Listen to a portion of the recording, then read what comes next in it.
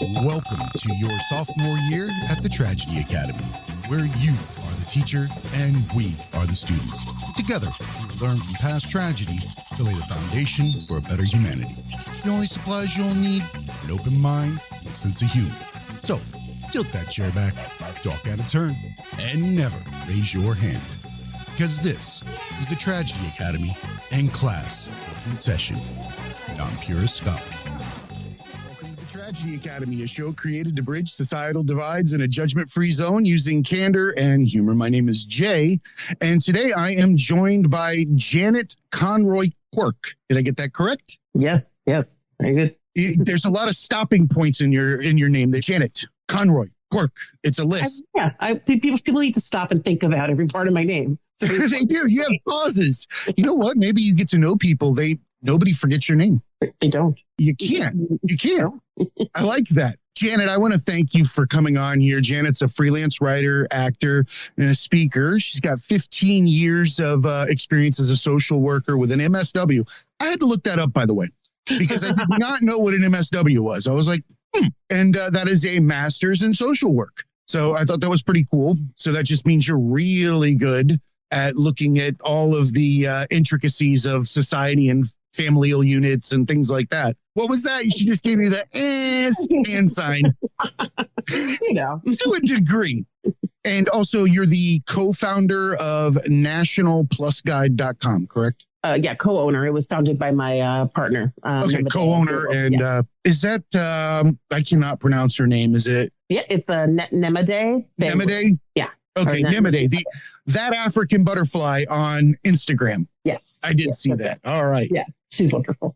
So Janet is here today to discuss obesity and the stigmas that surround it, the implicit bias that is, within humanity, and how we can, quote unquote, de-bias society in different ways and show people where they don't necessarily know that they're being biased, which is one of the biggest things. Do you want to share your story with us? Yeah, I'm 41 now, and I like to tell people that I've been pretty much every size there is throughout my life. And I know what it's like to be treated at each one of those sizes, because there is a noticeable, clear difference when you're a size. I'm using women's sizes now, and I should point out that I don't really give a lot of credit. You could use any number on the planet as a woman's number and a woman's size number, and I won't have a clue. You could tell me it's a 5.3, and I'd be like, wow, a 5.3. I don't know women's sizes at all. It's like kids' shoes. They're so subjective, it doesn't even matter. But I think at every point in my life where I've been a different size, there are things that you notice. You notice if people are polite to you. You notice if you are given opportunities professionally or maybe passed over.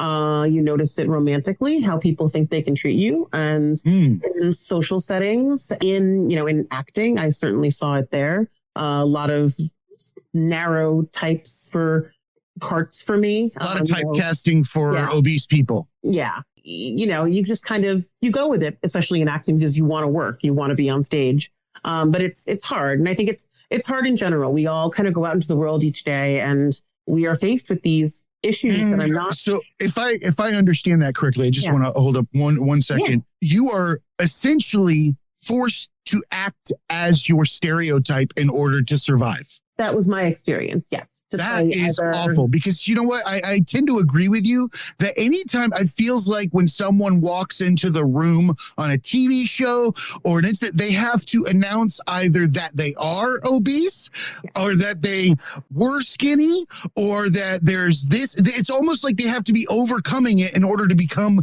a member of the cast. Exactly. It seems like it always has to be part of the narrative. People for years told me to watch This Is Us. I put it on, and the first episode, she's on a scale and crying, and I said, "Okay, no, bye." Like I don't. Oh yeah, you want to get nice and triggered there, right? To me, it doesn't need to be the story. And we also, we look at the typical roles, and I can say I've played grumpy, annoyed janitor, grumpy, annoyed prison guard, woman who was 95. It's so bad. Like, seriously, sound effects are associated with weight. dudes that are overweight will never get rid of the tuba. As long as they live, it'll be going womp, womp, womp every time they go somewhere. Yeah. It's horrible, but that is the fat man's walk is the tuba. Yeah. That's not good. No, it's not. And, I had some really progressive directors who would do the opposite. And I should, give them credit. There were a few who do like a sketch comedy that I worked with in New York. And they gave me a really great role as like the diva, supposed to play like a Hollywood A-list actress. And I think there was some surprise that they gave that to me. And I really loved that role. And that was great. And other people have given me some really nice roles. See, I feel like that's a borderline one too. I feel like that's a borderline one too, because I feel like diva doesn't get attached. Yeah, diva doesn't get attached to skinny as much as it does for what is quote unquote overweight. Right. Yeah, true. But true. It's got to be better than janitor. Grumpy janitor. Grumpy janitor. Oh, I forgot racist juror. That was in there too. Oh my God. Yeah. See, I feel like if I had to play a role like that, I would have to have everybody in the room roll laughing after every time I did one of those racist things. Like I would have to make it so brazenly ridiculous in the room as I'm acting it that it just would not fly otherwise. I couldn't handle it. And I kind of did have to do that myself. I had to, and I had a great cast with me, so it helped. But yeah, and it was, it was obviously an older play, and it was actually, the part was written for a male. And they wanted to try it with a woman. I guess it made sense to try it with a fat woman because we are tended to be seen as a little less feminine. You're plucking all those strings that people, I feel, a lot of them are not aware that they even exist in the backlogs of the brain, those files back there, it's kind of like a pyramid. And unfortunately, those are all the base foundation understandings of these things. So you don't question them. Yeah, right. Exactly. And yeah, I mean, so, to your point, like it would be so great if we just had characters where we didn't have to talk about the size. And I was able to do one independent film where my size had nothing to do with the character. It was never mentioned. I was just playing a character, and it was a great role. And I really, really appreciate the director. And it was wonderful. And I can't wait to work with him again. And it was just a good, strong experience, like a good example of how you can do it. You just don't have to make the story about the body. It's only important if you make it important. Right. That's the bottom line. Yeah. If you aren't looking at it and you're not calling it out, it doesn't exist to anybody. Right. Yeah. And that's what people are doing. They're forced to look at it. They're forced to judge it. And then they're forced to put it against themselves. And let's face it, people love to be above other people any chance they get. And that's not even their fault. To feel fit means you're not fat, which shouldn't be that way. It should mean that you're just fit.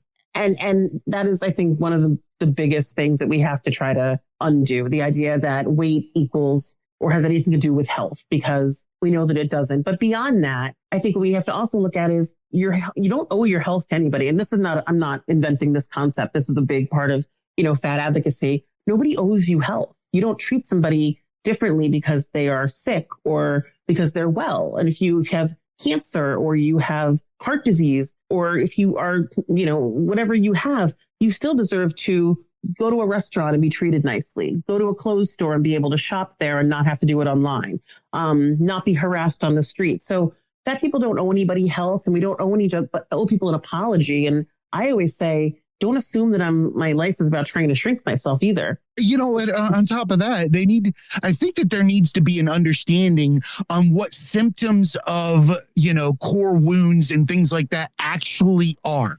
They aren't just PTSD movements where you need to be away from this, or they're not just bipolar, ADHD type things. Guess what? Hand to mouth is just as much a symptom of a core wound as screaming at your wife every time she does something. It's the same exact thing.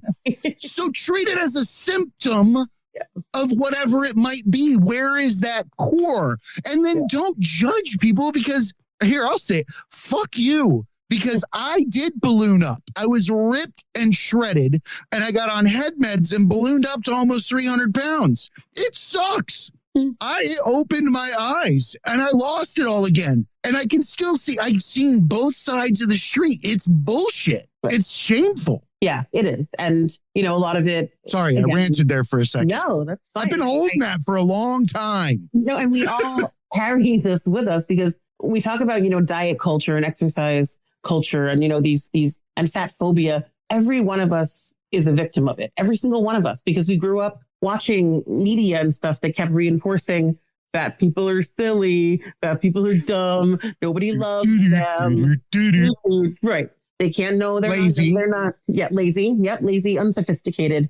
All of these things. Sometimes people will say that they're surprised that I've traveled, or my husband and I went to a restaurant once, and the person said something to us like, "We don't serve burgers here." And I was like, "Well, I knew you didn't serve any goddamn burgers." I looked at the menu. Like, there's just this assumption that we don't know how to eat. So this person looked at you and assumed that you wanted ground beef. Right. And that they don't have it, so you shouldn't be there. Yeah. Right. Yeah. That's beyond bias. It is. That's not an implicit bias. Let's put that out there. No. That's a screwed up person. Yeah, it is. And you have to remember that. There's something there. There's something that person, that made him feel good, I guess. But, later on at night. He hates himself. Yeah, he hates himself. We're going to talk about a lot of things, but one of the things I want to point out is that in order to reintegrate or to understand, we have to look at the people that have been making these judgments,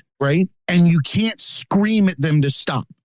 It just doesn't work that way, because you can't tell somebody that you can't yell at somebody that they have an implicit bias. Yeah, right. Because it doesn't work that way, because they don't know that they have a bias. So you're just telling them they're fucked up.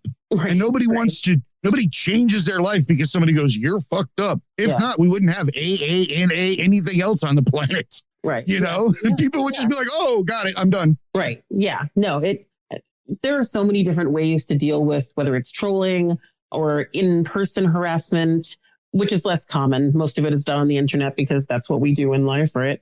But there's no more face-to-face. Yeah. Although, there's still street harassment. I've experienced that. But yeah, Oh, no, I meant like the trolling, It's not as brazen. No, yeah. And yeah, I've tried a few times with people to take the high road and say like, I hope you have a better day tomorrow. Sometimes it works and they're like, you know what? Or I've had colleagues say, I tried to talk to a troll and it kind of worked. I've had it only work maybe once and it didn't even really work. So I mostly just ignore it. But it's frustrating. Yeah. You should. Yeah. It's whatever you place importance on becomes something. Yeah. You place importance on the troll becomes a part of your life. Yeah. It now has space in your head that it's not paying rent for. Right. But most people, it's hard not to hold on to what's being said, because the reality is what they're saying, you believe. When you're obese, when you're, you're put in that stereotype and you're cornered into that situation, you believe you're those stereotypes. And that hurts.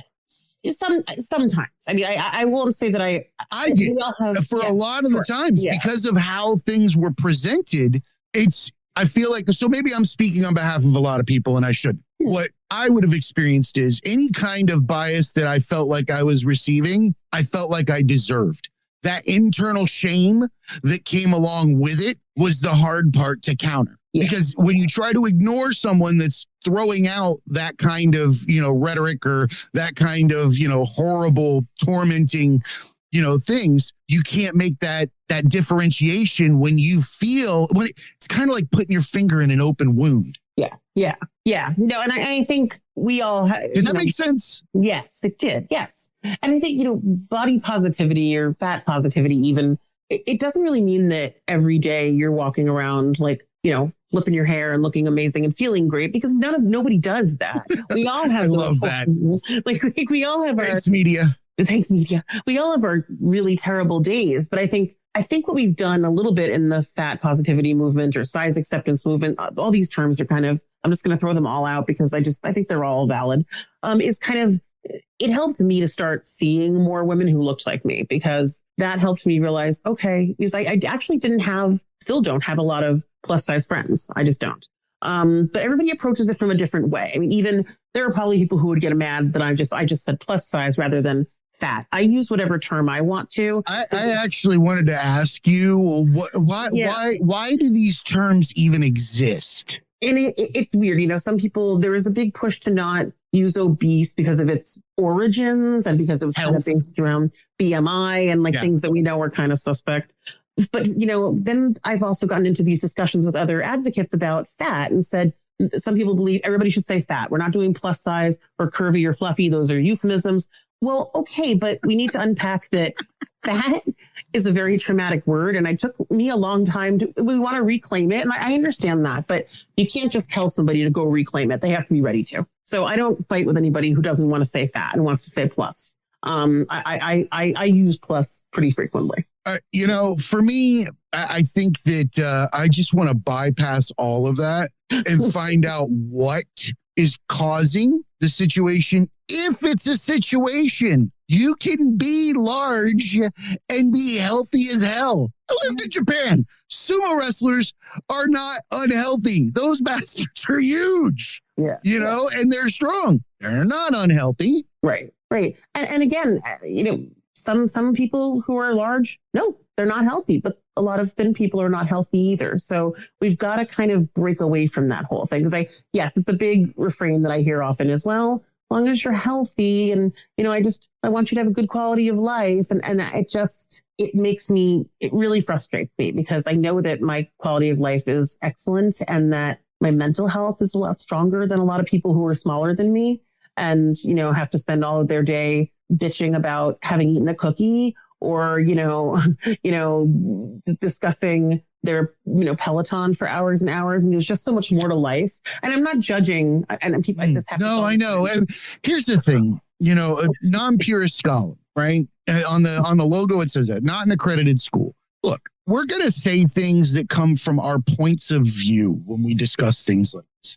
And if there are people out there that have different beliefs or thoughts behind it, share. That's how we get an open dialogue. But I don't want you to feel like you're going to offend a certain group while we're talking because you said this word versus that word, because I feel like that type of scenario really impedes our ability to have open dialogue. And I'm not saying that we disrespect anybody or we try to, whatever it might be, but the reality is we need to be able to talk. Yeah, we do. Yeah. And I think a lot of that comes from having spent most of my adult life in social work where you are taught to choose every word so carefully. And, and even in writing, I have to choose every word so carefully. And even advocacy, again, and I think part of it is the pushback, because I have gotten people saying to me, I had friends a few years ago who got upset about an article I wrote, and everybody decided I was like criticizing exercise. And I kept being like, is anybody listening? Did you read the article? Like, that's not what happened at all. And so now I feel like I always have to preface any kind of good old cancel. With right. Yeah, I tried to cancel exercise. And I came out around Christmas. I was like, I'm the bitch who stole fitness. Cool. I was just like, dude, isn't that supposed to happen every year from Thanksgiving on to January? Nobody's fucking working out anyway. I would love to be the Grinch who stole fitness. That's fucking amazing. I'm gonna make that shirt. Nobody. That's mine. The Grinch that stole fitness. I want that. But I think as long as you keep having the conversations, and I have kind of went back and revisited it with some of those people, and I think they now get it, that it's just a matter of how you talk about life, and there's so much more to talk about. And I think this is, if I had to say to people, the biggest takeaway about being respectful to other people's bodies, fat bodies, larger bodies, bodies that are bigger than yours, is how you talk about your own. Because when you sit there and say, I look like such a fat ass, and you're talking to somebody and or, oh my God, I looked so bad. And if I'm sitting right across from you, all I'm hearing is, well, now I know what you think about me, huh? And yes, does that sound a little bit like, oh, it's all about you? Maybe, but no. The reality is the person that's making that statement sets the benchmark for the room. Right. Yes. That's the bottom line. So when you make that judgmental statement, you put everybody in the same bucket. It's not intentional, probably, like you're saying, unless someone's trying to give a hint. We know they do that too. And unfortunately, it's just kind of how we talk, especially I think women. we're taught it's the easiest way to connect, right? If you start a new job or something, oh, what do you have for lunch? Oh, I'm on a diet. There you go. You automatically, you've connected now. That was the easiest way to make a new friend. And it doesn't need to be that way. I love how TV and creativity shaped our entire mindsets to follow these types of things, because we know where we saw that first on TV. Somebody scripted that, because you guys weren't sitting around talking about diets before they started telling you needed to talk about diets. Right. Yes. Yeah. Yeah, absolutely true. So much. Yeah, so much of this comes from media. Yeah. Oh, yeah. Very, very, very true. Did I get that one right? I think you did. Yes. That was good. Yes. Yeah. No. Yeah. That's funny. You said that we needed to advocate for better representation. Yeah. What does that look like? So to me, it looks a little bit like what we were talking about, having lead people on TV or playing, just important roles that have nothing to do with their body. Their body is not part of the storyline. They're just there. So yes, that's important in movies and TV. And I think the modeling industry, we've somewhat moved away from the idea that modeling, I don't think was ever what we saw in like the 90s, for instance. I'm 41 again, the 90s. Oh, wow. Yeah. The beginning of Victoria's Secret. Yes. And I'm surprised, you could hula hoop in a Cheerio then. It was just horrible. It's so unhealthy. And I'm not trying to skinny shame, because there are people that are that thin, but it was a grossly overstated need for someone to be 7 feet tall and 1 inch wide. Right. And then we made them an angel and we gave them their wings and all of that silliness. And I think now we're getting more to a point of, they used to call it real person modeling. And I would just call it modeling. I mean, modeling is, you want to know what your clothes look like. And I know that it's the benchmark. Right. You set the benchmark when you had to say real. Real. If I want to see what a size 28 dress looks like, because I wear a size 28, it is very hard for me to find that picture on a website. It is, because they'll show me somebody who's a size 14. That's not really helpful. So we need more representation in the clothing industry and media. And I think just we need to be telling more stories of people who are successful. And success means a million different things. So people, just anyone who is leading and who is just breaking these stupid, antiquated stereotypes about how fat people just hide in the corners and don't know how to be leaders. That to me is representation too. And a lot of it is just, I guess for me, sometimes it's just showing up. It's just, so how does someone that wants to advocate for obesity, fat, whatever the word is, how do they get a seat at the table? Because we know that there is a implicit bias from above that is preventing that. How do we bridge that divide? And I'm a big fan of that, because there are people, and back when I was working for a magazine, I had taken some heat from a colleague who said, you put people in the magazine who weren't fat. And I said, yeah, that's right. I know. And she felt very strongly that I shouldn't have done that as a plus size magazine. I said, right, but the article was about people and across the world. We had contacted people in different countries to talk about fat in Japan and fat in, Germany. And I said, and they were giving their impressions and their stories. And, some of them had talked about eating disorders. Some of them shared a lot of things. So everybody's point is valid. So yeah, I think bringing everybody to the table, regardless of size, is important. And I think allies, people who are not plus size, can be helpful by just, shutting down conversations that are damaging and being aware of, like, even what you show your kids, show your kids some diversity. Is your kid, we're very into watching movies now that are more racially diverse, so important. And body diversity, there's a place for that too. Your children should be able to see a book about, a fat body. And the goal is not to segregate, because, it's too, there's so many different words here, and I feel like they almost don't apply or have some kind of, you can't say assimilate, because that would mean that you weren't within, you can't say, it's symbiotic. I don't know what's the word here, but it needs to be, it just needs to be integrated, not where we drive a wedge down it and we make more pie slices like we're playing the old, Trivial Pursuit game and everybody's putting a wedge in. It's not supposed to look like there's walls between them. Yes. Exactly. And yeah, and that's what ideally, that's what it would all look like. Representation would just be, well, I've seen all these different bodies, and kudos to you, by the way. Kudos to you. That it makes sense. It's like almost like being reverse biased to your own situation. Yeah, right. Well, yeah. No, it's all very, complex and difficult. And I think the bottom line is just, we're afraid of what we're not really exposed to. We all know that.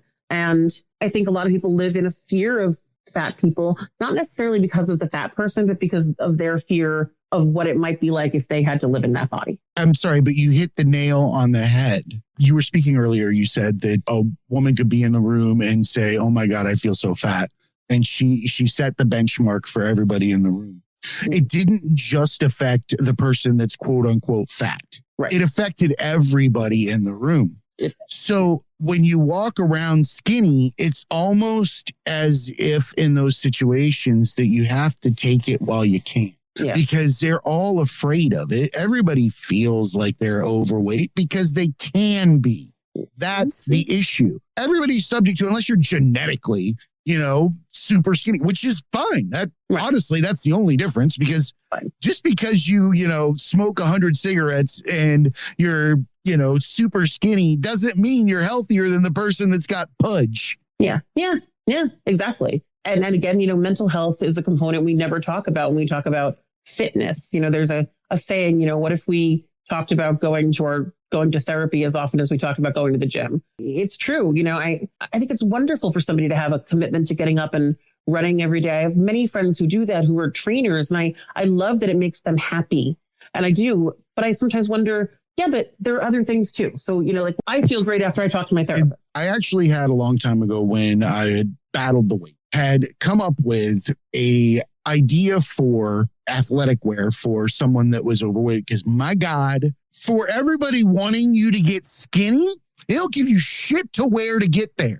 Like none. You have to look like legitimately a sausage in spandex if you want to, or you have to shop at like Marshall's for the fluorescent green, whatever from 10 seasons ago. That's like a whatever size. It's actually make you stand out even more. Right. And then I had thought about it, and you're actually making me rethink something. Here was the idea. Coming up with a plus size fitness brand that was called Under Construction. And, it would be like a U and a C. And it would be almost like, don't even bother. I already know. But then at the same time, I'm like, well, why would we need to call attention to it? Unless we made it a brand across the board and everybody could just say, we're all under construction. We're all under construction. Yeah. Because I guess that would be my only concern, is that I would think, well, but why? I already am. I agree with you. Where I am. Yeah. And we all might want to change something. And yeah, but and again, I know that a lot of people experience this in gyms when they are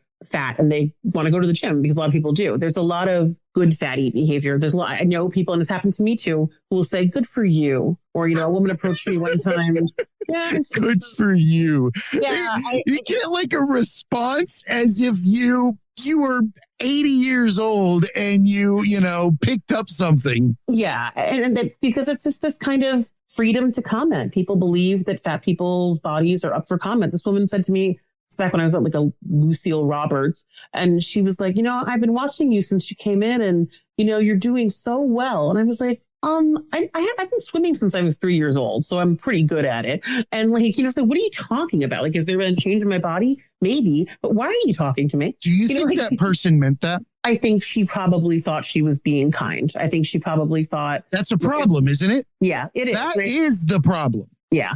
And I think she thought that I needed to hear that, and that she thought that I was there to change my body. I actually wasn't. I was there because I was working a terrible job. It was right next door, and it was a way to like relax at the end of the day and get some emotions out. Because you can do whatever you want. Or whatever. Yeah. Yeah. But the assumption is that people want to tell you that you've lost weight, or you look good, or that looks so flattering on you. And I don't need you to tell me that. Like, I'm not trying. So let me ask you this. If that's the case, then what is a person to do to not take that on, because those questions are going to happen because of the implicit bias that are here now, right? Yeah. So I'm just throwing extra thoughts out there, and I wholeheartedly believe it's a mental health issue. If it's attached to that, it's a symptom of something, and people don't treat it that way. Yeah. They don't give it its due. I think, what it kind of reminds me of is I've been doing some work to just kind of avoid physical compliments in general. And I think my reason for that is they can be really damaging. You can tell somebody, hey, you look great, you've lost weight, and not know that there's something very serious going on. What if they didn't think they were fat? Right. Yeah. That you could have been the first one, the first one to kick the domino. Right. And also, it just, these things that we compliment each other on, I would rather compliment somebody. So I've been trying to say more like, I'm so happy to see you, or you make me so happy to be around you, or like, tell me I'm so impressed by what you're doing, or your kids were so kind the other day, or like those kind of things, because those things matter and the other things are going to go away. And, sometimes you have to get some tough boundaries, and I've created tougher boundaries. And I think most people in my life now know we don't talk about Janet's body. We don't discuss it. We don't discuss her weight. We don't discuss food. We don't say nasty stuff about fat people in front of her. We just don't do it. And if they're unclear on it, I will let them know in a cool way, depending on the situation. If somebody's not being cool, I'm not cool back. Right. No, I understand that. So let me ask you this. So we know this exists. We know that we need to counter it. We need to figure out ways that we can, help people de-bias, these situations. But let's put that to the side. Yeah. And now let's go to the person that's standing there that is living this life. And I'm not going to say that there's a fault in that person, because there isn't, right? They're being told there's a fault. They are living that fault. Right. They are in a reality created by that fault. How do they navigate their lives? Because I don't care right now, for the sake of this portion of the conversation, what anybody that hasn't been fat or isn't associated with this situation is at this point.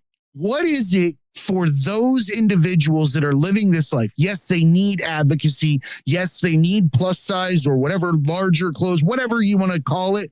They need all those things, right?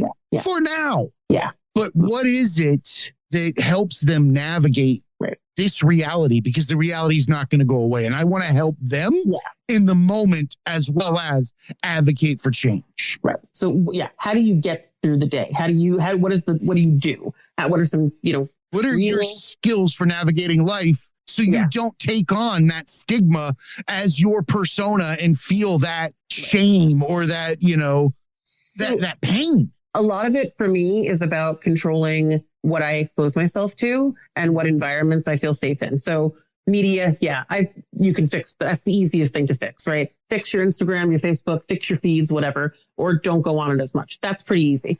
Where you go, who you associate with. There are people that I've stopped spending time with, or there are people who've chosen to stop spending time with me because they have not enjoyed or appreciated. That's sad. It's really, sad. really sad. It for is something so non-existent. Yeah, but I have to believe, again, the problem. No, I get it. No, I'm not shaming the situation. No. And so it's really just about making the decision, and I think people are doing this a lot after the pandemic. They're kind of saying, I don't really have to do that stuff I didn't like to do anymore, or I don't have to be around that person anymore. Like, it's just not worth it anymore. There are ripple effects that have created change, although it is such a traumatic thing that the planet has gone through. It is a catalyst to some of the biggest mental health awareness I've ever seen. And Eastern philosophy, meditation, prayer, whatever you want to call it. I love it. I love about this. Hey, academics. Have you endured life's tragedies, trials, and tribulations? Did you adapt and overcome? Do you have advice for others to pay it forward and want to be a guest? Then email us a brief 2 to 3 minute video to show@thetragedyacademy.com and tell us how our academics can learn and grow from these experiences. Thanks again for your support. And now back to class. It's been quite a awakening in a lot of good ways. And yes, I think that's kind of what it is. Remembering that you have control. And I think also, there's always a pick your battles kind of thing. if somebody, if somebody screams something out the window at me when I'm walking on the street, there's not a lot I can do about that. It will upset me. And this just happened about 3 weeks ago. And, I was walking up to meet my dad and my husband at a restaurant. And when I got there, I was pissed and I was angry. And, I told them what had happened and they both were, upset that I was upset. But I was of course, because that's a transferable feeling and there's love in there and all those types of things. But I couldn't let it ruin the whole dinner either. So I had to kind of reground myself. And in that moment, the person, an employee who works at that restaurant, came by and gave me a big hello. It's a very friendly place. I feel comfortable there physically, emotionally. Mm-hmm. So I kind of was able to just switch my mindset and say, you know what? For every asshole in a van who wants to yell stuff, there is a safe place for me. And that's kind of why we developed the plus side. So let me ask you a question. Why did it upset you when they yelled that? It upset me because what they yelled was fat pig. And I was not the words, not the shaming situation, but in particular, why is it that hurt you? It hurt me. It was more of an anger. It was more of a you think you can kind of thing. There you go. Because in my and all I was doing was I was walking up the street, and I have every right to do that. And it's a little bit disturbing. So very, very disturbing to know that somebody would take the time, and these were adults because I could somewhat see them, to scream something very, very hateful because they just knew that there's no consequences. First of all, I can't. I didn't have my phone to get a picture of the car because I don't walk around doing that because that's paranoid and crazy. So let me ask you this. This truck van thing with whatever, I don't want to stereotype people, but I've got my envision on how this might look, which is bad too. But are those people going away? They are not. They're not going away. So they're not going away. And we want somebody that's living in this quote unquote fat body to enjoy life without that stigma, right? Mm-hmm. The path to that, and I'm just throwing extra things out there because we do need to do all those things, but the path to that would be, I think, as well, to find out why it hurts. Sure. Right. So that each person can get their own clean slate and live life without even caring. Once we place importance on what somebody says, it rinses space in our head. It becomes part of our life. It becomes something that we have to either regret if we act on it, because here's the reality. You weren't mad at what they said to you. You were mad because it was a human being that felt the need to hurt somebody else in that manner, and you want them to stop or know the consequences of it. And we all feel that way at the core of every one of these divides that we have. We're not mad that someone's racist for the reasons or the things that we're mad because they're making the decision to hate when we know there's no need. Yeah. And when we know there's no need, it hurts us inside and we want to make people stop. Yeah. But the reality is, in order to make something stop, you have to make it not important. It's kind of like we're all kids. We're children. We believe we're not, but we're still playing the same game of make-believe we started when we were kids. Yeah. So if we're all children, what happens when a kid picks up an annoying habit and starts doing it all the time, right? And I'm not saying that shaming people is an annoying habit. It's horrible. But the first thing we do is what? Ignore it. Right. Ignore it. And what happens? So they get tired. Gift, the pendulum doesn't come back. Yeah. Yeah. They're pushing that only because something inside of them hurts that day and they need to get rid of it in some way, shape, or form immediately. And that's a beautiful target because the stigmas attached to it say it's okay because it's their fault. Yeah. But the reality is that person did not change anybody's life at the fundamental level. Those were just words that flew by you, right? Right. So if we can effectively find a way in just certain situations, so like I said, it's not the overarching, issue or anything like that. But if we can help people that are living within this stigma be able to differentiate with the fact that everything that's said from someone from that point of hate, malice, whatever it is, it's non-existent. Mm-hmm. It doesn't exist. You can't hit me with a sack of words. What I'm trying to say is that if we can find that center where we can look at these statements and we can say, you know what? For me, they do not exist. For the greater good, we need to advocate for it. So I just feel like there needs to be that divide so that people can heal and exist while we're taking on the issues. Yeah. Does that make sense? Yes. And I think, yeah, absolutely. And I think most advocates and people who do this every day, we've had to take that stance. We've had to be able to say, okay, so this is so stupid. And, and your insults aren't even creative. And decide when you take action, if you don't feel safe, then I always advise people, go do something about this. Or, if something's really outrageous, we're going to talk about it. I need to know in what instance that a person that's overweight, quote unquote, because I feel like that's just, I don't like having to even say that, but where is safety an issue? Can you explain those scenarios? Because that scares me when you say something like that. I mean, a lot of it, of course, is online, and I have, many, many stories of people who not just were insulted, but were, tracked down by email. One woman I know recently had several death threats sent to her. So that does happen quite a bit. Why do you hate somebody overweight that much? I don't know. That's a really, really shitty, weird wound. It is. But, I will share that before we moved out of New York City a couple of years ago, and I didn't tell anybody this when it happened. We were on the subway. It was rush hour. Everybody's miserable. Everybody hates each other. And, it was one of those days where you're wearing a coat, but it's really hot on the subway. So I was sweating, as you do. And sometimes fat people sweat even more. I sweat a lot anyway. Even when I was thin, I sweat. Who cares anyway? It was a crowded train and this guy next to me. Dude, it's a bodily function. That's all it is. The guy shoved me and said, get your fat ass out of the way. And he shoved me so hard that my head actually hit the metal pole of the subway. Dear God. I would call that assault. It is assault. But, in that moment, there was nobody around offered any support at all. And he was off the train by the next subway stop. So what can you do? You're not going to go find, a police officer or somebody. I'm not going to go report it somewhere. I have no idea who he is. So it's just the outright disregard and disconnect with the protection of somebody that has like the same implied rights as everybody else to not be abused by the people that surround them simply by existing. Fat people can't be the punching bag. Right. They can't. And so that was an unsafe environment. And it took me months to take the subway again, which cost a lot for me and my husband financially. That was, and it took me a while to get back on, and that was bullshit. And I felt terrible avoiding it, but I also, at that time, I wasn't ready. Yeah. You know what though? You shouldn't feel terrible for avoiding it for the simple fact that that's called being human. You should step away from it so you can recenter and figure that out. Cut yourself some slack. I know you do it because you're an advocate. As an advocate, you don't want to step away because then you're setting a bad example, but cut yourself some slack. I've learned to. Yeah.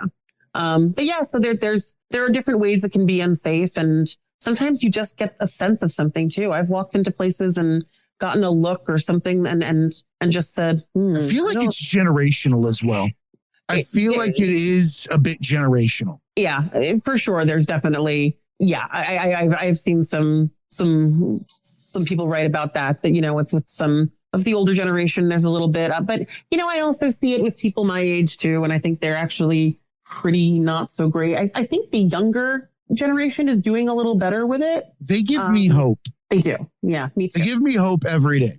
Like, I know TikTok is a cesspool for other things, but at the same time, I see a lot of things that show diversity and inclusion. And I feel like we're starting to place the body in the inclusion. Before, it's just been races. It's just been this, that, the other.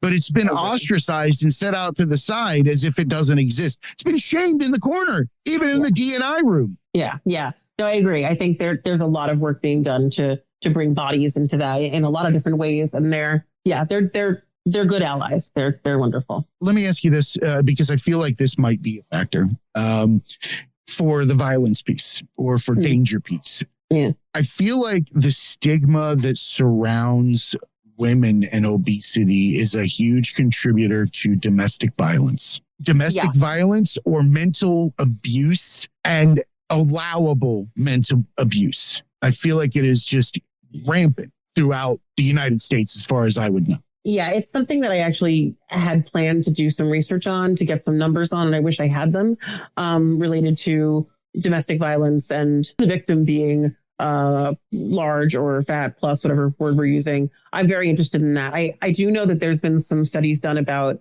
rape victims and how they are less likely to be believed when they are fat, because unfortunately there are some very, very warped people who still equate rape with attractiveness or desirability, or somehow feel that it is something about, desire. Gotta love those implicit bias. Yeah. And, so there's a lot of research that shows that fat women are often not believed when they report sexual assault, rape, or even sexual harassment. I can actually, not to get too into it, but I can say that I believe it. And so, yes, I think females, we have this idea of what we want them to look like. You can hear my voice. I don't speak in a very feminine tone. And I don't, I wear makeup and stuff. So I'm not going to voice shame anybody, but of the frequencies that I want to hear, high is not the one that I want in my ear for the longest period of time. No, me neither. I think it's just kind of like, it's common knowledge, right? Yeah. But it can be off-putting, I think, sometimes to certain types of men and women and anybody. We all have this, but we are still fighting this idea. Gotta be honest, didn't notice anything about your voice. Okay. Not even, it wasn't even on my radar. Couldn't have noticed anything. So I've learned to love it, I think it's a great voice. It wasn't on my register. I was like, where did that come from? Oh, that came from up in Janet land in my brain. Of course, right? What we forget is that when we hurl these things at people and someone grabs onto it and makes it a reality in their head, that leaves a lasting impression. You will, at 40, look back at, 25 when somebody said you had a fucked up front tooth. Yeah. Just as simple as that. That is a permanent scar on the brain in the reality that we live in, because it is a demerit in what society can judge you at. Every demerit is pain because it's harder to feel equal. Yeah. And it's such a, you put it so well. The only reason I'm laughing is I'm remembering, like, when I was in 7th grade, remember those commercials like Gillette, the best a man can get? Yes. And there were some boys in my class who every time I would talk, they'd be like, Gillette, the best of man can get. Did you want to hug him? That's fucking great. I'm sorry. Well played. Yes. So this is what you have to do. As long as it's not from malice. See, this guy, you didn't know him, so that's an asshole. But if he was your friend, if you're my friend, and to get in that group, that's got to be something that you're okay with, because we take the power away in our group. Right. We take it away, but that's so bad. Yeah. Why would you do that to somebody that you don't know, or it hasn't been it's only open if that's the relationship you have with the people that you hang out with. Let me put it that way. Right. Oh, yeah. I'm not saying that was a nice thing for him to say in any way, shape, or form, but you brought it out there. So, in retrospect, I'm like, really? That was the worst thing you had? Okay. Yeah, exactly. It's like, it's so random. I didn't sound like the other girls. That's fine. But you know what? Maybe it wasn't even a slight. It may not have been. It might have just been, it's the same, note, frequency, cadence, that kind of thing. Yeah. We never know, but it's funny how that immediately became a reality. Yeah. And you remember it. Yeah. And you remember it. When in reality, it wasn't anything. It didn't even need to exist. No. It's some bizarre phenomenon where something that happened still has a reality. Oh, see, you brought the cup up. Damn it. No, I'm not a huge sports guy, but I'm a Giants fan. So you had a Buffalo Bills coffee cup, and I love giving all my friends the Scott Norwood harassment.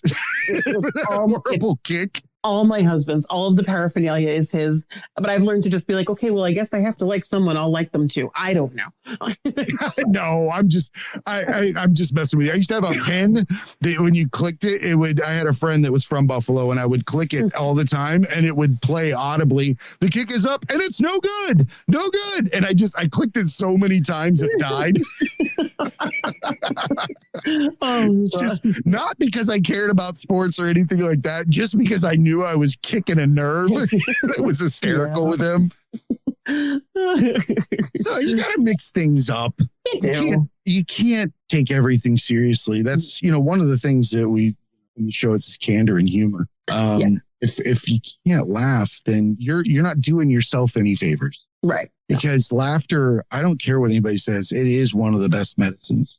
It changes the dynamic of no matter how tense the situation, if one person in that room starts laughing to the point of hysterics for whatever reason, it will infect everybody else regardless. Yes. Right. And comedy is something that is a diffuser. It doesn't put people on the carpet. When you have a larger group of people listening to something that is supposed to be funny, you can call out the bigger biases in life without telling somebody individually that they're the ones committing the infraction. Yeah. And it allows people to have that introspection after they've, heard what has been said that is not actually acceptable. Right. And they get to do a course correction internally. And that's why I like using comedy and things like this in this situation. And I said, I've been overweight. I know what it feels like. It is not anywhere that anybody feels safe. Yeah. Well, you're guarded all the time.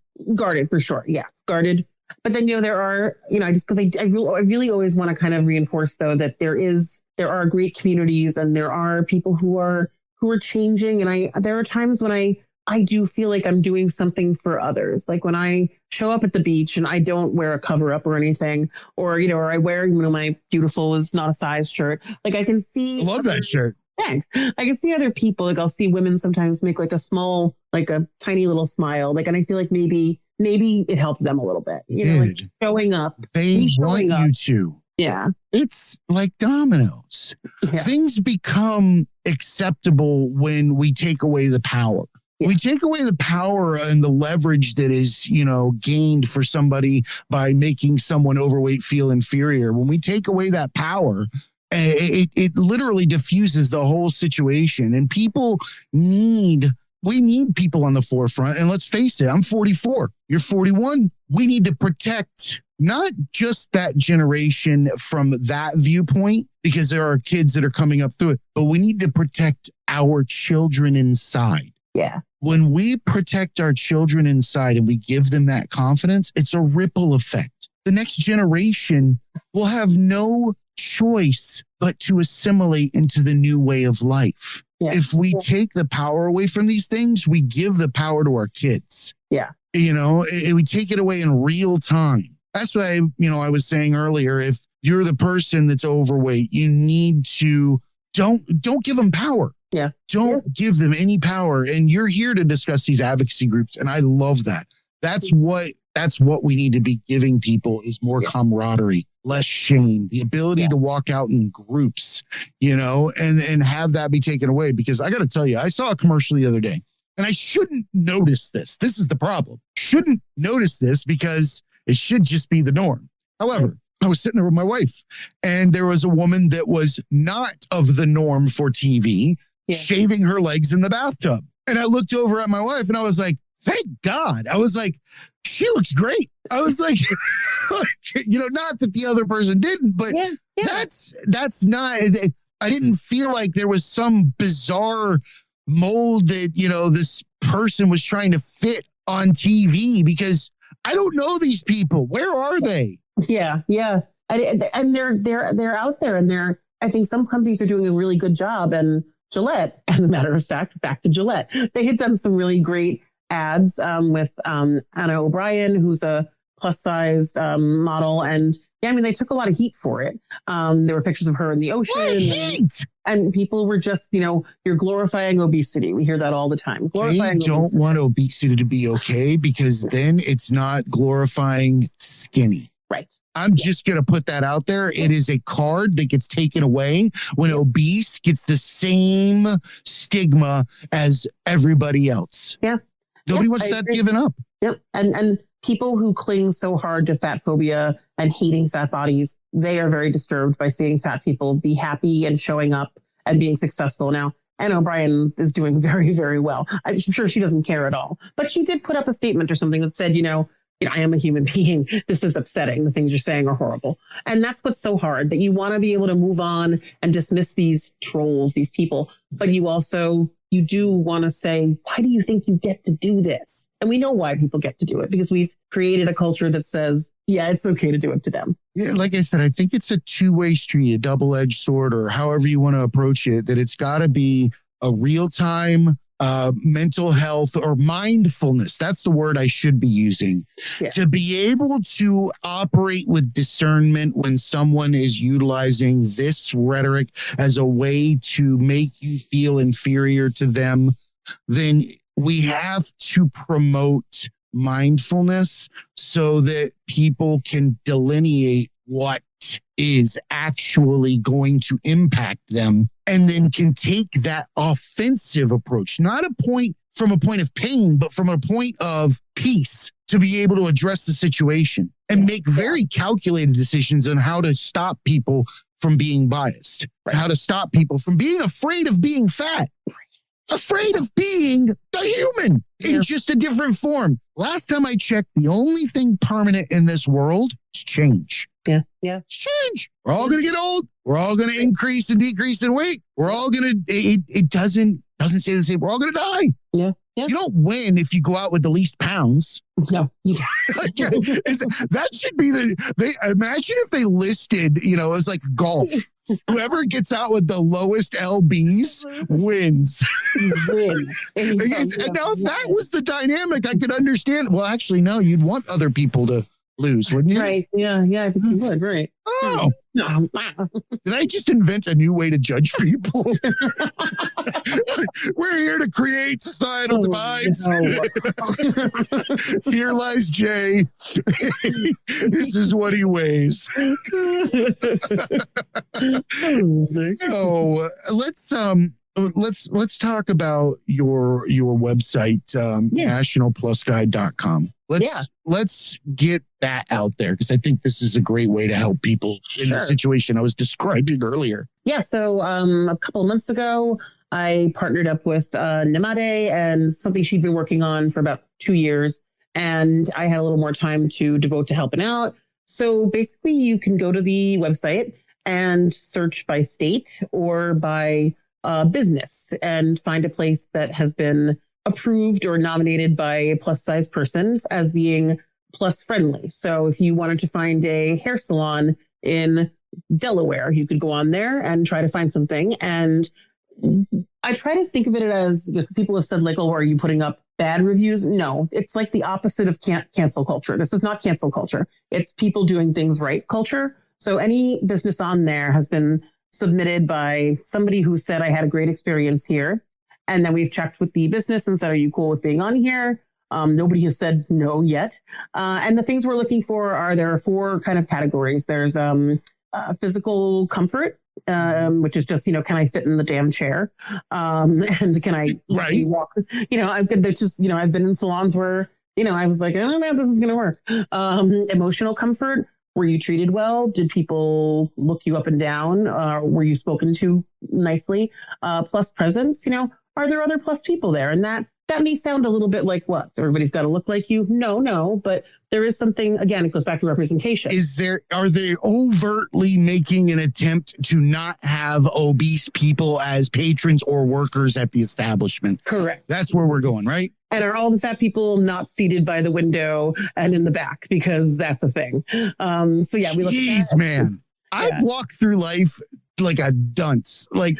No, I see it. It hurts. Just like you were saying earlier. You want to stop people from doing it. And then the last category is kind of health focused. So we look at people who are, providers or clinics or groups that are approaching from the HAES model. So health at every size. The idea that, no matter what size you are, we can let's talk about whatever you want to talk about with your health. And we're not always going to prescribe weight loss. And we're going to talk about things like intuitive eating, which is not a diet. It's kind of listening to your body. It's not going to be just the cholesterol talk. Right. As soon as what are your lipids? Right. You know, hey, can we talk about other things? Right. Or like, you know, I went in for like a nail infection one time and it was like, well, you know, this probably wouldn't have happened if you weren't fat. And I was like, really?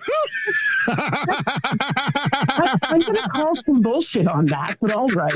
That's like saying you're blind from psoriasis. Right. Like, what the fuck are you talking about? Yeah, medical. Well, now there's probably something out there. Somebody's got to write in one. Well, you know, actually, psoriasis causes in 1% of people. My cousin is a specialist in psoriasis, and no, so that's just kind of the categories we look at, and again, we just are looking to highlight people who are doing well. Ideally, we'd also like to start getting together. We're working on a newsletter. We'd like to expand some more media platforms and have it be more of a cool, safe place for people to come and see like what's new in the plus world, what issues are going on, advocacy stuff. There's some legislation pending in different states about actually creating protection for size discrimination because we don't have that. So you mean make it part of the overarching discrimination acts and things like that, and getting it more integrated into those scenarios as well? Yeah. I believe if I'm correct, right now only Michigan has weight discrimination, like laws against it in place. There are some cities here and there that have it, but only Michigan as a state. And that means that you can be discriminated against in housing and in the workplace for your weight, and there's really nothing you can do about it. It is so horrible that people make these, these decisions to hate based on weight. Like, I can't imagine not renting to somebody because they're overweight. Yeah. I mean, unless it's a house of cards and they're on the second floor, and still then, that's just out of practicality. But it's baffling. Yeah. These sites, this has got to help. It gives that place for people to come together, congregate, and feel that acceptedness. Yeah. That's what our goal is, just to kind of, we call it a place for us to find the places you fit in. So kind of our slogan. Wait a minute. Can you repeat your slogan again, please? I was trying to say slogan. I said slogo. That's how I start every day. I am killing it at PR today. No, but see, again, it's in the name, the Tragedy Academy. So we're allowed to screw things up. We can make mistakes. And I'll let you know up front, all of this information, everybody, will be in our show notes on the website. Okay. So you'll be able to go to nationalplusguide.com if you don't remember how, or what exactly the website is. All of Janet's information will be up there. Please reach out and support this wonderful, wonderful, I don't want to call it a cause. I feel like I keep pausing on these words that make obesity a charity, make obesity a problem, make obesity anything but just what it is. But the fact of the matter is we have a gap in the market right now for the safety and well-being of those people that are overweight. And we need to give them that place until we as a society can make the proper course corrections to allow for acceptance of people, no matter how they look, what they weigh, and help people with the implicit bias that comes along with it. Try to help people shake that tuba in their right ear, every time they're looking at it, stop doing that. Yeah. And I'll say this, there's an onus on film, media, all these places because the reality is, you said This Is Us earlier. Yeah. And there's a lot of people that love that show. And I can't help but believe in my heart of hearts that anybody involved in that has nothing but the greatest intent, which I think you believe as well. Yes. I do. And there's a difference between that and, Jimmy Kimmel getting up and doing his spiel about how his aunt is overweight and like he makes some, he had some horrific thing a few weeks ago. I don't know. Like I said earlier, this is on both sides. So I'm not blaming any particular group or, political. That's impossible. That everybody's. You had a statistic that you had submitted when you were interviewing to be on the show, and you said 70% of Americans are plus sized. Yeah, it's just under 70. I'm gonna make a call here. Isn't it 30% of people are small? If you're to look at how things work, that is not a proper ratio. Right. So we need to understand that it's normal. Yeah, it is. If it's a health issue, that's between that person and their doctor. If it's a mental issue, that's between them and their therapist. You don't need to call it out when they walk in a room. You don't need to announce it. You don't need to give any sound effects. You don't need to change the dynamics of a room. Because could you imagine if we made the decision to talk to people the way that it was 100% portrayed on TV like that, like all the time? It would be unbelievable. Yeah. So media, own your mindful moments.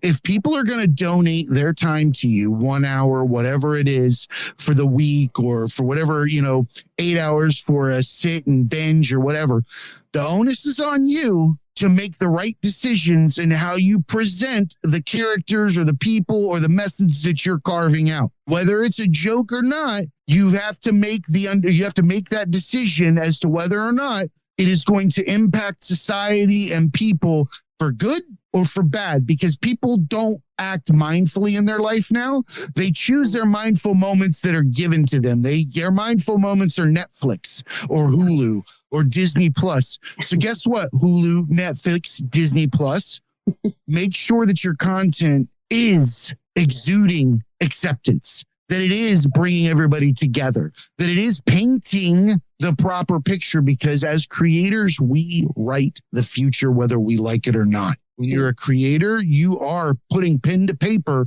for what the next generation is going to believe. Yep, absolutely. Couldn't agree more. My final rant of the year. So, Janet, thank you. Thank you for coming on. Thank you for being you. Thank you for having, I hate to say, courage and things like that. So thank you for being authentic.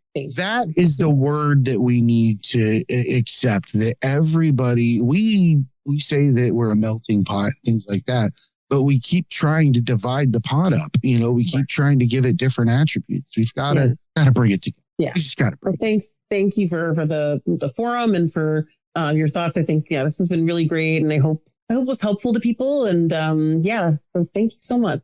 Yeah. And I know I focus a lot on mindfulness, a lot on not taking on things, and a lot of, self-preservation. And that's why I say that, because I don't say that because it's an opinion. I say that because it's an experience. Right. And for me, one of the biggest steps to combating, body dysmorphia, because let's call it what it is. It's body dysmorphia at its core. Because it's been given a label and it's been, conditioned into our mind that we're not, we don't fit in. We're not status quo. That said, when you have body dysmorphia, you take on everything from everybody else and you believe that life. You do. And obesity gives that same thing. If we apply, we are getting very good at LGBTQ. Mm-hmm. Yeah. We really are. And we're approaching it and starting to see from a mental situation that people are not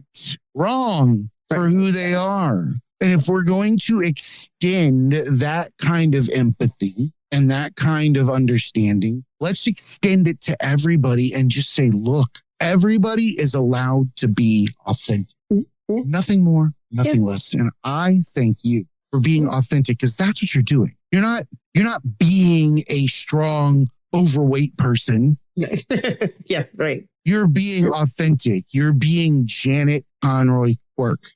Remember that name, everybody, because this is how you set the standard. I appreciate you. Do you have anything else you want to leave with anybody? Do you have Instagram, anything like that you want to plug real quick? Yeah, my Instagram is just Janet Conroy Quirk, because I'm not very creative. Because there's not many Janet Conroy Quirks?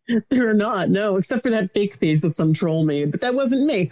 Anyway. Oh my God. I know, too much time. Well, you know what, before we go, understand that there is social media we have to continue to protect people in those environments. Yeah, me too. Just wanted to say that real quick. Yeah, me too. That is just as painful as it is being driven by and yelled at, if not worse, because there's no way to stop it. Right. Yeah, I agree. Yeah, absolutely. So I'm out there, and National Plus Guide is on Instagram. Also, again, just National Plus Guide. And we hope people find it and use it. And if you own a business, or you know a business or you like a business that you think is plus friendly, please let us know. You can just email us, nationalplusguide@gmail. We want to hear about it. You don't have to be plus. We trust you. If you think it's a safe and place, it's not, let us know. It's not rating. Like Yeah. you said earlier, everybody's like, we're rating it like Yelp. Well, guess what? If Yelp exists, why can't this exist? Right. Exactly. Because you're not supposed to guess where you can go sit down. Right. Yeah.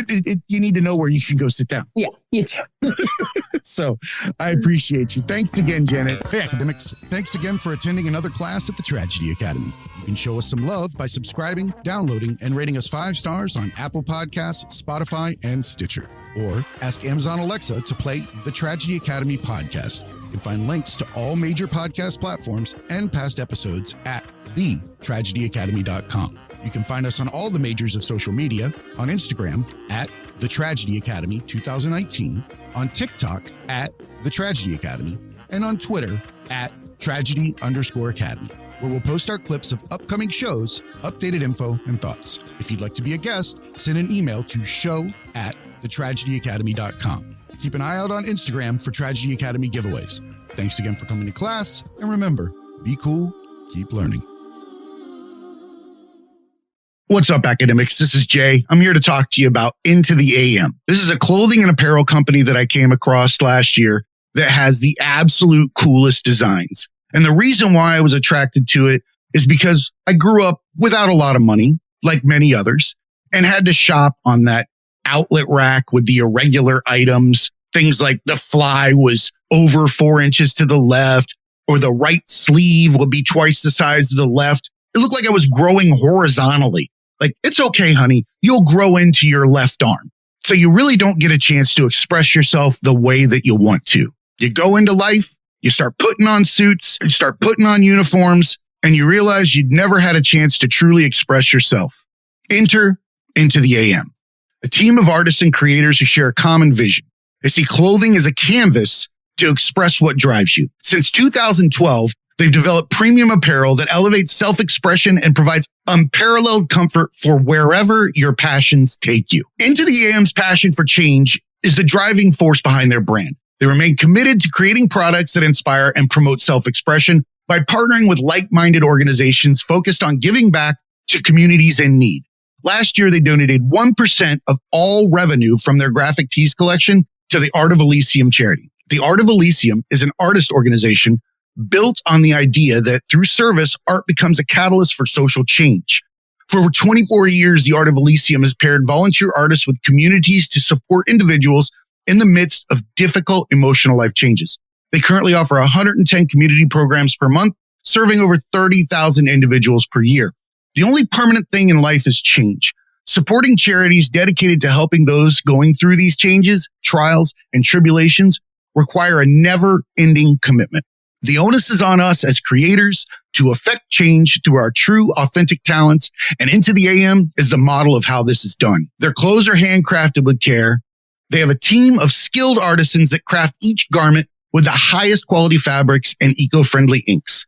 Not to mention, these things don't shrink, they don't fade, and they fit as if they were designed supernaturally. I'm stopped every time I wear one of the graphic tees to find out where I got it. The colors attract attention from miles, and the art is nothing short of spectacular, with designs for everyone. One of my personal favorites, Twilight Maiden. Go take a look. Into the AM does all of this while putting their money where their mouth is. 30-day money-back guarantee, lightning fast shipping, and hassle-free returns. The deals are endless. Graphic tee bundles, discount promo codes. Get over there, check it out. I'm highlighting the tees, but I'd be remiss to not mention that if you want to walk around in the absolute most comfortable shorts, joggers, and basic tees, hit up Into the AM. I even wear the basics to the gym. Head on over to thetragedyacademy.com, go to our sponsors tab, and follow the affiliate link to the Into the AM store. Help support Into the AM and the Tragedy Academy by purchasing the absolute best apparel and the best designs ever. And remember, academics, be cool and keep learning.